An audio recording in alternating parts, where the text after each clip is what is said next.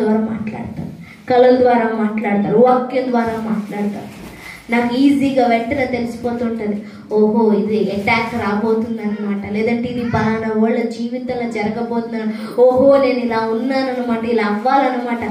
దేవుడిని ప్రార్థన చేస్తేనండి కళలు దర్శనాలు వస్తాయి. అదవుతున్నా ముందు చూపు, ముందు జాగ్రత్త మన జీవితానికి క్రైస్తవుడికి అవసరం. క్రైస్తవుడికి అవసరం. అసలు యేసయ్యతో సహవాసమే లేదు, ప్రార్థనే లేదు, వాక్యమే లేదు, మన జీవితం దేవుడితోటే లేదు, మన స్థానం ఎక్కడో ఉంది, మనము ఆయన కౌగిలిలో లేము, ప్రార్థన బంధం లేదు, ప్రేమ బంధం లేదు, శత్రువుకి దొరికిపోతాయి. ఇంకా ముందు చూపెక్కదు. నాకు అర్థమవుతుందా? ముందు చూపెక్కదు. ఈ రోజు నిన్ను నువ్వు ముందు చూపు. అర్థమవుతుందా? చాలా మంది ముందు చూపుని బట్టి మీకు తెలుసా లేదు, పెరాలసిస్